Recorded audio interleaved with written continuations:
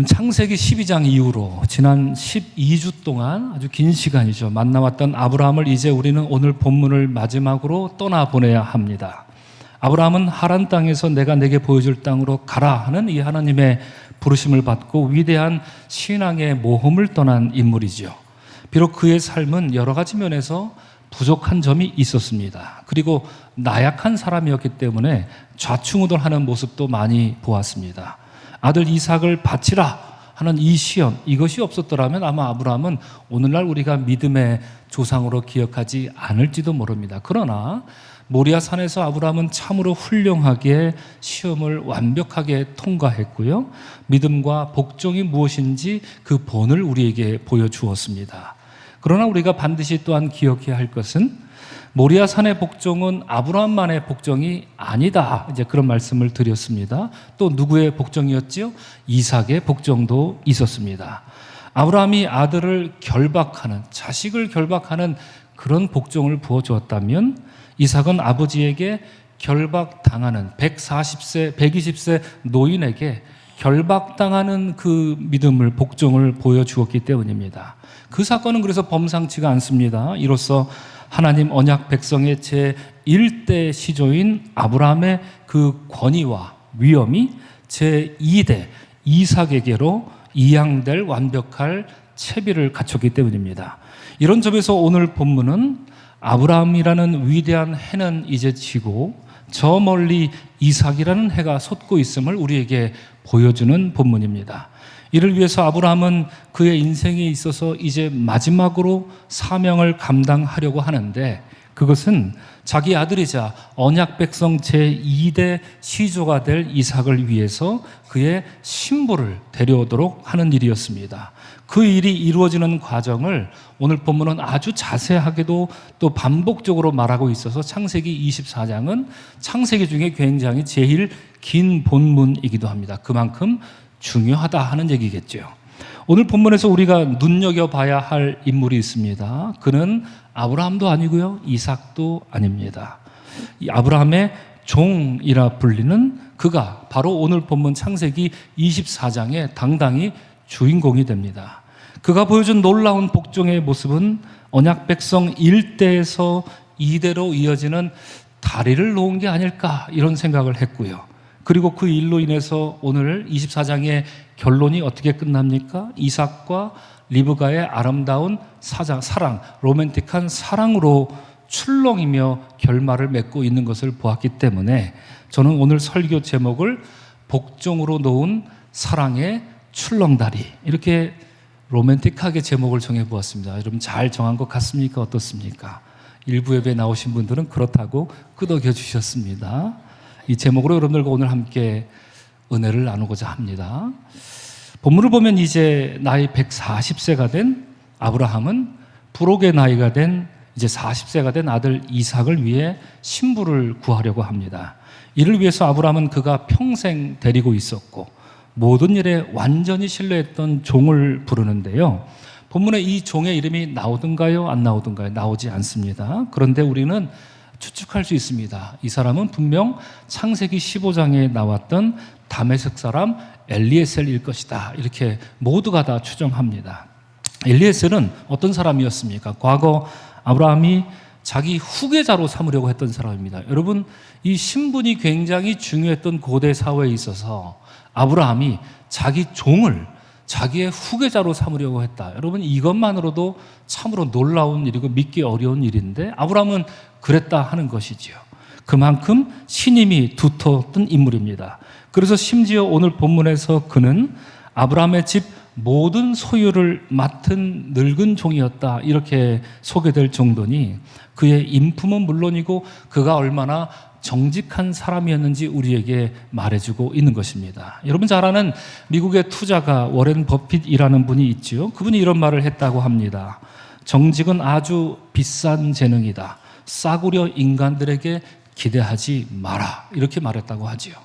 이런 점에서 아브라함의 종 이 사람은 비록 사회적 신분이 당시 고대 사회였기 때문에 종이기 했지만 한 인간으로서의 품격을 우리가 두고 생각해 보면 성경에 나오는 그 누구에 비해도 뒤떨어지지 않는 인물입니다. 저는 감히 이 종을 다니엘과 비교할 수도 있다, 이렇게 말하고 싶습니다.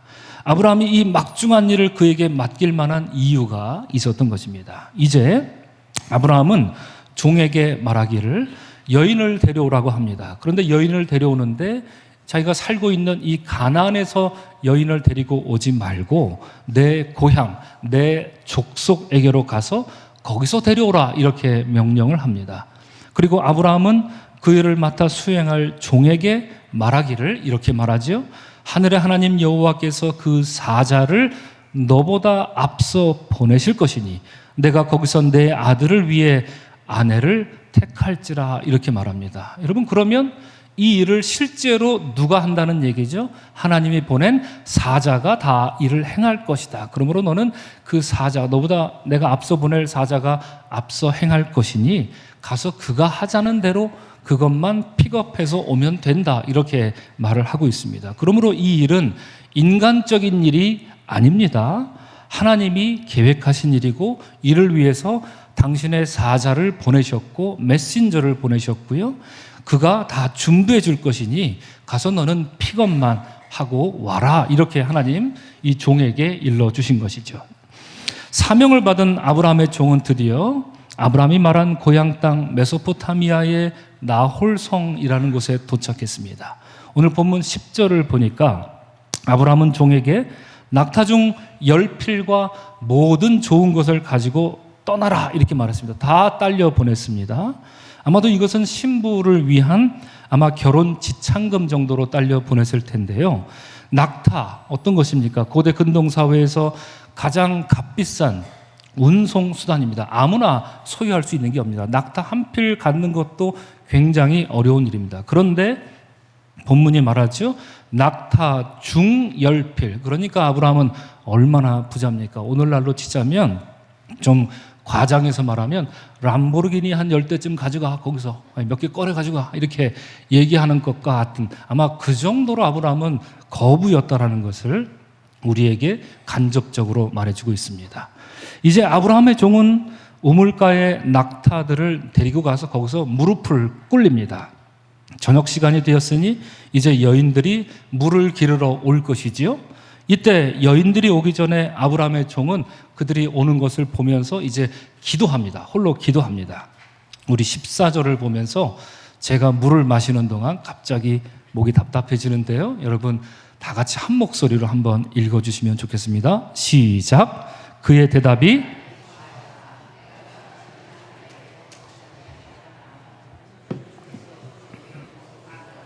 정하신 자라.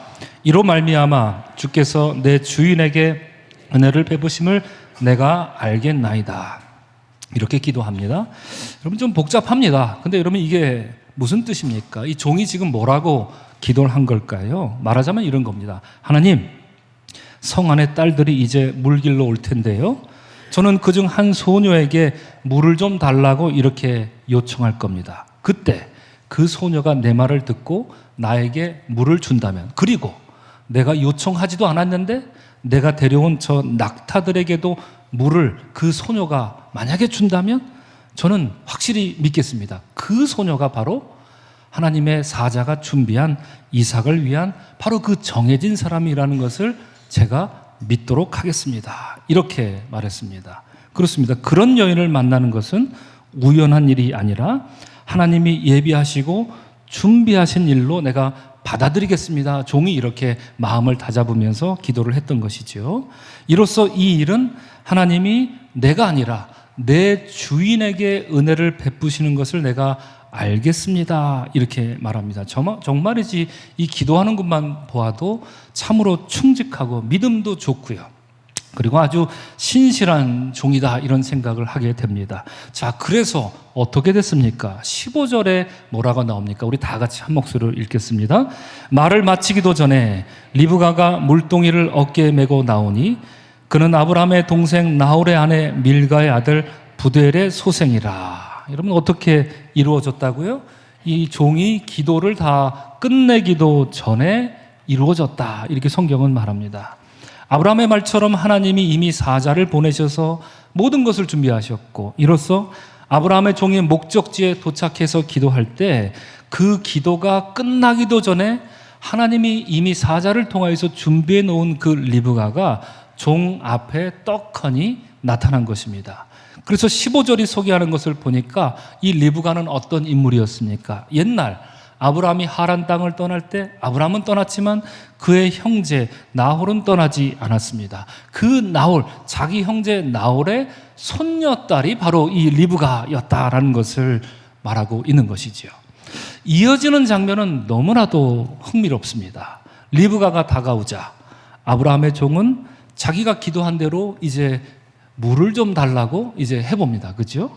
그러자 리브가는 그에게 물도 주고 종이 말하기도 전에 낙타 10마리에게 이렇게 물을 주는데 그냥 한 번씩 주는 게 아니라 배불리 마시게 하겠다 이렇게 말하더니 그대로 합니다. 정말 리브가가 그렇게 합니다. 성경은 리브가가 낙타들에게 물 주는 모습에 대해서 화면에 나와 있지만 달려가서 모든 낙타를 위하여 깃는지라 이렇게 말하는데 왜 달려갔을까요, 여러분? 왜 뛰었을까요? 그냥 그가 짐승들을 사랑하니까 물론 그것도 있겠지만 사실은 이렇습니다. 저도 궁금해서 조금 검색을 해 보았는데 미국의 웨스트 텍사스 A&M 유니버시티라는 학교가 아주 농업으로 유명한 학교인데요. 이 대학의 교수님이 어떤 칼럼을 썼습니다. 제가 그걸 읽어보았더니 일반적으로 낙타는 3분 안에 200리터의 물을 마신답니다. 한 마리가 3분 안에. 그러니까 한 마리도 아니고 이 10마리나 되는 낙타에게 3분 안에 200리터를 마시니 이 리브가가 얼마나 물을 주면 그냥 눈 깜짝 없이 그냥 증발돼 버리는 속도로 물이 사라지는 거죠. 그러니까 빨리 왔다 갔다 이렇게 했다. 아주 구체적으로 성경은 우리에게 말해주고 있습니다. 그림을 잠깐 보여드리겠습니다. 리브가는 낙타들에게 물을 먹이고 있고요. 중요한 포인트가 있죠. 바로 앞에 이 아브라함의 종이 물을 먹이고 있는 리브가를 봅니다. 여러분 이거 되게 중요한 포인트입니다. 반드시 기억하십시오. 아브라함의 종은 지금 리브가가 그 물동이를 퍼다가 바삐 왔다 갔다 하는 그 장면을 유심히 쳐다보고 있습니다. 오늘 우리가 읽지는 않았지만 이따가 확인해 보겠지만 그걸 지금 쳐다보고 있는데요. 제가 오늘 말씀을 준비하면서 이 리브가의 모습을 이렇게 좀 여러분들에게 생생하게 보여드리려고 그림을 좀 많이 검색을 해봤습니다. 한 몇십 개 정도 옛날 화가들이 그렸던 그림들이 나오라. 그런데 제가 아주 공통점을 찾아냈습니다. 이 공통점은 아마 미술계에서 보고되지도 않은 공통점이 아닐까 생각하면서 제 스스로 굉장히 자랑스럽다. 나에게 이런 통찰력이 있다니 생각을 해요. 그게 뭔지 혹시 아십니까? 여러분, 리브가의 팔뚝이 엄청 굵습니다. 우스갯소리가 아닙니다. 진짜 굵습니다. 시대에 따라서 그리고 관점에 따라 장면에 따라 리브가의 모습을 화가들이 다 다양하게 그리지요. 그런데 유독 팔뚝만큼은 이렇게 굵게 그립니다. 우리가 천국 가면 리브가한테 한국식으로 덕담 한마디 하면 좋을 것 같습니다. 어떻게 하면 될까요? 리브가 네 팔뚝 굵다. 그죠? 이렇게 말할 수 있을 텐데요. 그래서 그런지 이 낙타에게 물을 주는 리브가가 어때 보입니까? 저는 이 모습을 볼 때 아주 듬직해 보였습니다. 그래. 리브가가 물 주면 물 줄 수 있을 거야. 이렇게 믿음이 가고 듬직해 보입니다. 리브가는 절대 여러분 갸냘픈 야리야리한 그런 여인이 아닙니다. 생각해보니 여러분, 그럼 리브가가 이렇게 오늘 이 아브라함의 종이 왔을 때만 이렇게 짐승들에게 물을 줬을까? 한번 생각해 봅니다. 그러지는 않았을 겁니다. 그녀는 모르긴 몰라도 우물에 올 때마다 생전 처음 보는 나그네를 그냥 지나치지 않고 나그네에게 물을 주었을 것이고요. 그리고 나그네뿐만 아니라 나그네들이 끌고 온 짐승까지도 지극정성으로 돌봐줬던 지금까지, 그죠? 계속 그렇게 해왔던 사람이 리브가였습니다.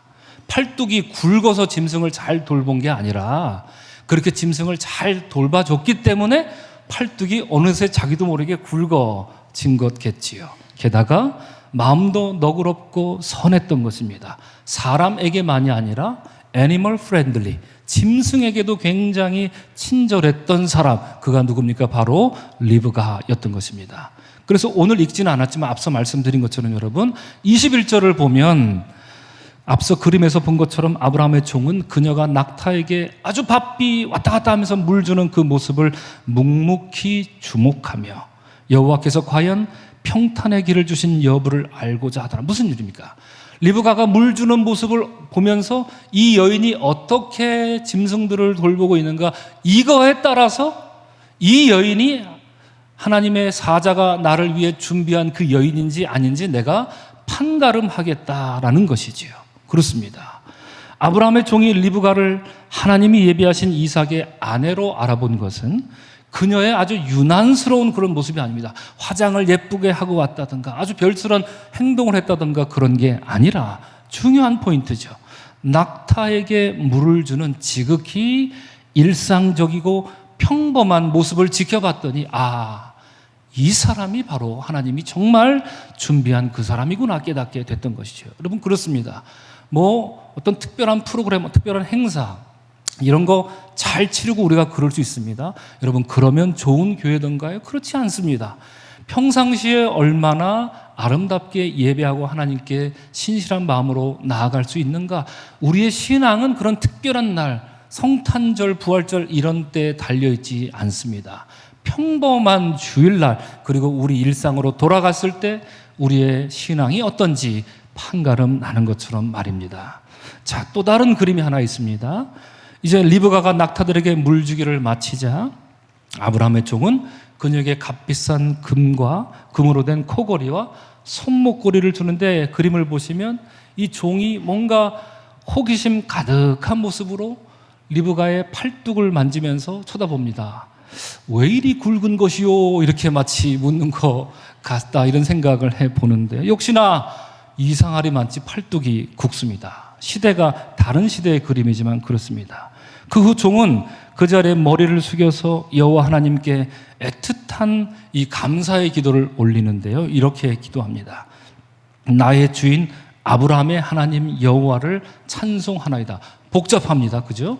나의 하나님 이러면 될 텐데 나의 주인 아브라함의 하나님 여호와를 찬송하나이다.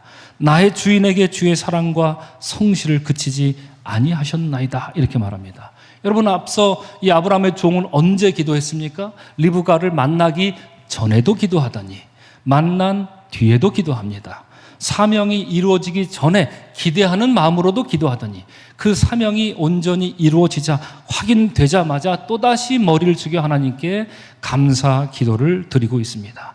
그는 여호와의 사자가 앞서 행할 것을 굳게 믿었고요, 이루어진 일로 인해서 감사 기도를 올리는 우리가 50일 기도 학교를 통해서 배웠던 바로 그 탁월한 기도자의 모습, 그 본을 우리에게 보여준 것이지요. 그런데 한 가지 짚고 넘어가야 할 것이 있습니다. 여러분, 아브라함의 종, 이 사람은 하나님을 믿었던 신앙인이었습니까? 아니었습니까? 신앙인이었죠. 하나님을 잘 믿었던 사람 같습니다. 그런데 앞서 제가 언급한 것처럼 이 종은 왜 그런데 기도할 때 나의 하나님 이르면 될 것을 뭐라고 기도했습니까? 나의 주인 아브라함의 하나님 여호와. 왜 이렇게 기도할까요? 그리고 하나님 감사합니다. 당신은 사랑과 성실을 내게 그치지 않으셨습니다. 이렇게 기도하면 될 것을 왜 그는 나의 주인에게 그치지 아니하였습니다. 이렇게 말할까요? 어떤 이유가 있을까요? 당시 신분제도 때문에 종들은 이렇게도 기도를 못하는 걸까요?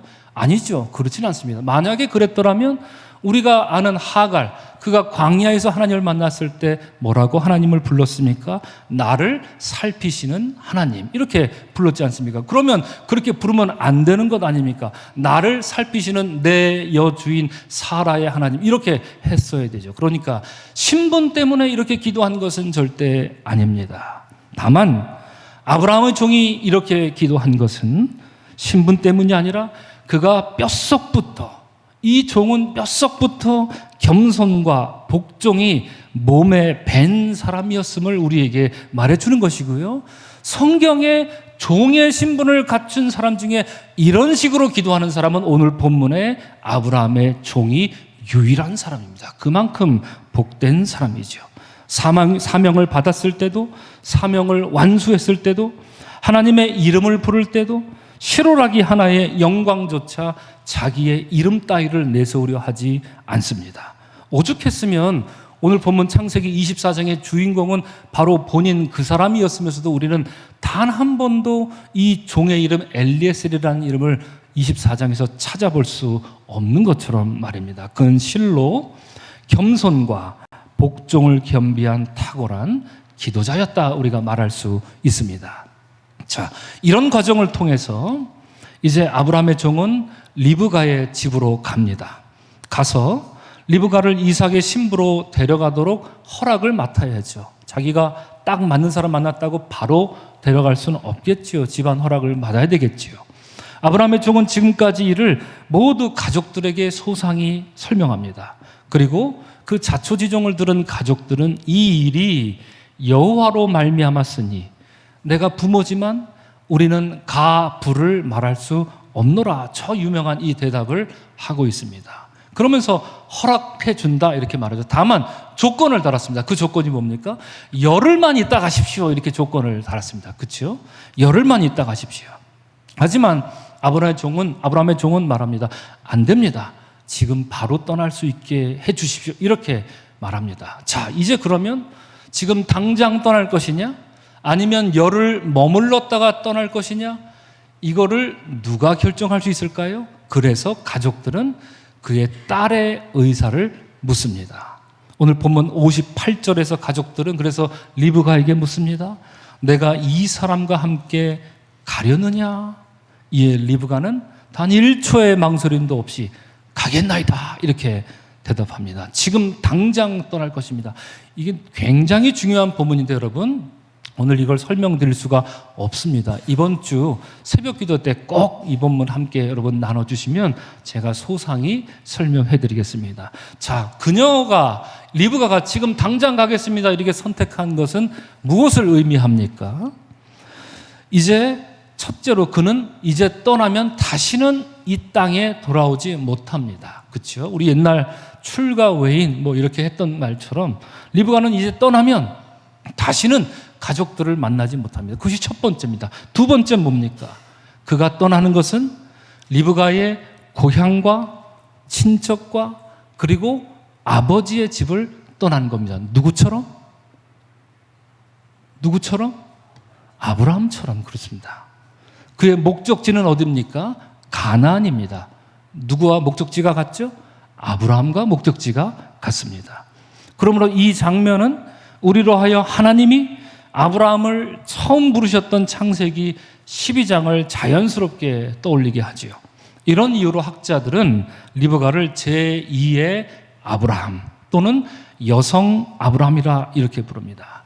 그녀는 이 굵은 팔뚝으로 아주 민첩하게 낙타에게 물을 먹인 것만큼이나 판단력도 과감했던 것이지요. 훗날 그녀의 아들 에서와 야곱 중에 모든 명분과 여러 가지 상황을 다 뒤로 미루고 야곱을 택할 수 있었던 것도 바로 오늘 이 본문에서의 결단력에서 비롯된 것입니다. 자, 이제 이런 과정을 지나서 아브라함의 종은 드디어 600km를 이제 가로질러서 리브가를 데리고 아브라함이 있는 이 가나안 땅으로 돌아옵니다. 그런데 아브라함의 종과 리브가 일행을 맞이하는 사람이 아브라함이 아닙니다. 아브라함은 이제 성경에서 자연스럽게 사라졌습니다. 이후로 아브라함은 다음 장인 창세기 25장에서 그는 향년 175세로 죽어 막벨라굴에 장사되었더라 라는 언급만 나오고 그는 이제 역사의 뒤안길로 사라집니다. 오늘 본문에는 아브라함 대신에 이삭이 등장해서 리브가를 맞이합니다. 이로써 제1대 아브라함에게서 제2대 이삭에게로 하나님의 언약 백성의 권위가 자연스럽게 이양되고 있는 모습입니다. 자, 63절 이하에 나오는 장면은 너무나도 감동적이고 아주 로맨틱한 그런 장면이기도 합니다. 63절은 말합니다. 이삭이 저물 때에 들에 나가 묵상하다가, 이 묵상하다는 말도 성경에 딱 한 번 나오는 표현입니다. 그리고 어떻게 했다고 그러죠? 눈을 들어 보았다. 낙타들을 오는지라 이렇게 말합니다. 이삭은 저 멀리서 낙타 무리가 오는 것을 바라보면서 내가 기다리던 나의 신부가 오는구나 이렇게 하면서 가슴이 마구마구 뛰고 있습니다.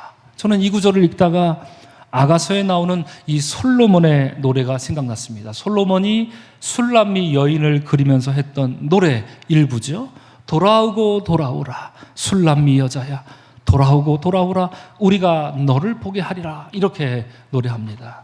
그래서 그런지 여러분 어느 화가는 저들의 만남을 마치 솔로몬과 술람미 여인의 만남처럼 그림으로 보시는 것처럼 매우 우아하게 그립니다. 그치요? 코도 오똑하고요. 제법 이렇게 그럴싸하고 야리야리하게 이렇게 그렸습니다. 그러나 역시 팔뚝은 굵습니다. 그죠? 64절을 보면 이삭만 아니라 리브가도 저 멀리 누군가 있으면 봅니다. 이삭이 먼저 눈을 들어 바라보더니 이제 리브가도 눈을 들어 바라봅니다. 성경은 이렇게 말하지요. 리브가가 눈을 들어 이삭을 바라보고 낙타에서 내려 종에게 말하되 들에서 배회하다가 우리에게로 마주오는 자가 누구냐 이렇게 묻습니다. 리브가의 심장 박동도 가빠집니다. 멀리 보이는 저 산에 고개를 숙인 채 들판 이쪽 저쪽을 마치 바람처럼 거닐더니 이제 고개를 들고 자기에게로 서서히 걸어오는 저 산에 그는 바로 내가 이곳에 온 유일한 남자 바로 이삭인 것을 직감적으로 알게 된 것이죠. 리브가의 마음을 생각해 보면 역시 아가서의 술람미 여인이 솔로몬을 그리워하며 부른 노래가 떠오릅니다. 이렇게 노래했죠.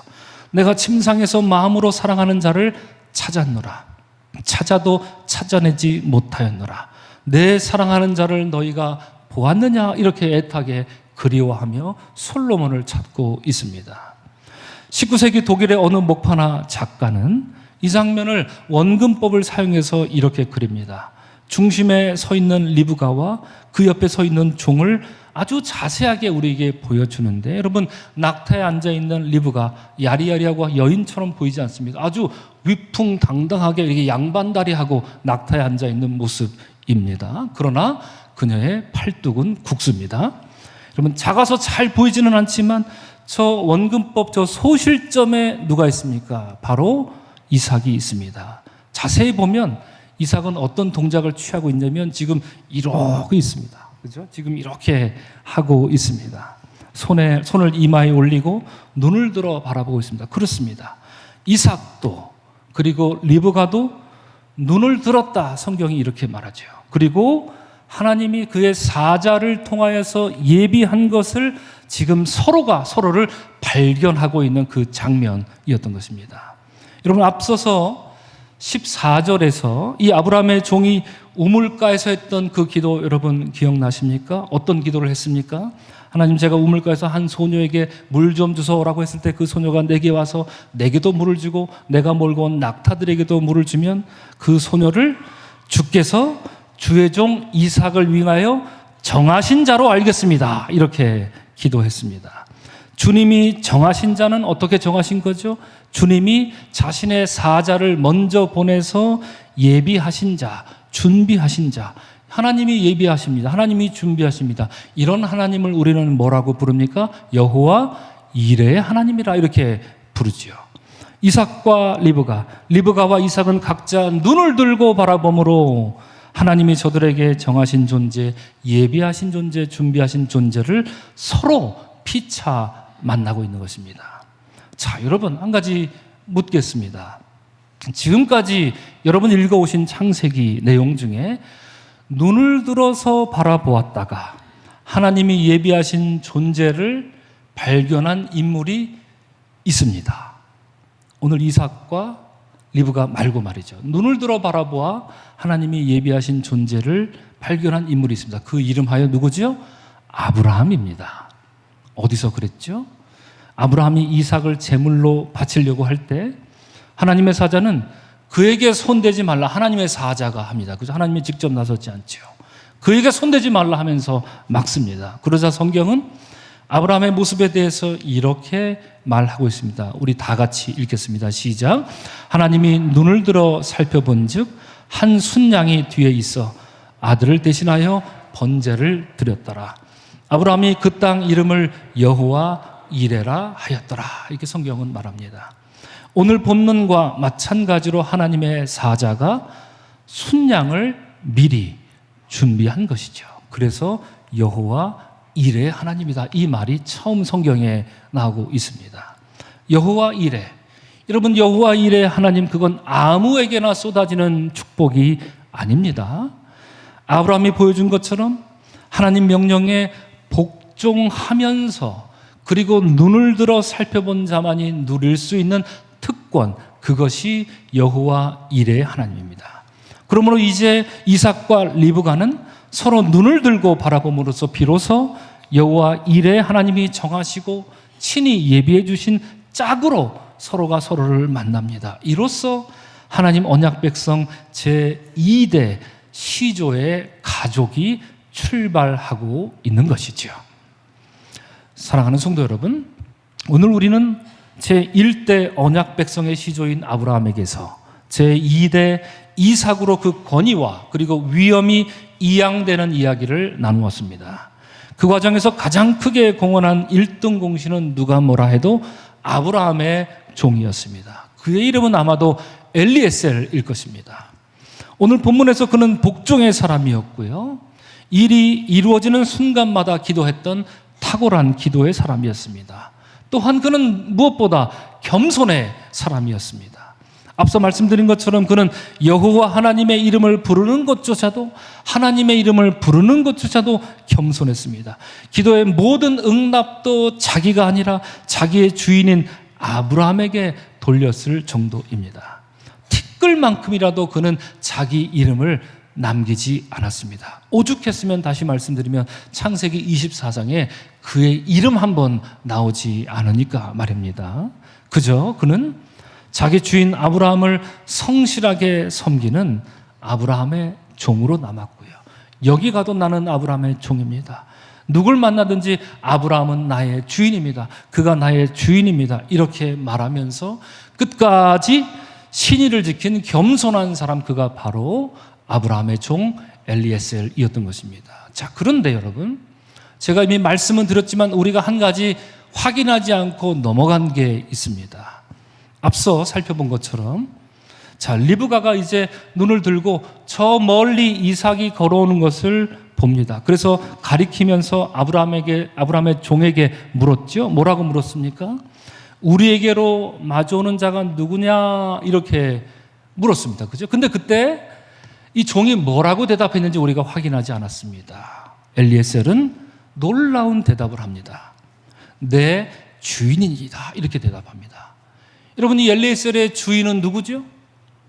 아브라함입니다. 그렇습니다. 지금까지, 바로 이 장면 이전까지 엘리에셀의 주인은 내 주인 아브라함, 내 주인 아브라함. 단 한 번도 이삭에게 내 주인 이삭 이렇게 말하지 않습니다. 그러나 이제 눈을 들어서 서로 언약의 백성들이, 리브가와 이삭이 마주하는 그 순간, 하나님이, 저 사람이 하나님 내게 예비해 주신 사람이구나, 저 사람이 내게 예비해 주신 사람이 이제 오는구나, 가슴이 콩닥콩닥 뛰는 바로 그 순간 아브라함의 종도 말합니다.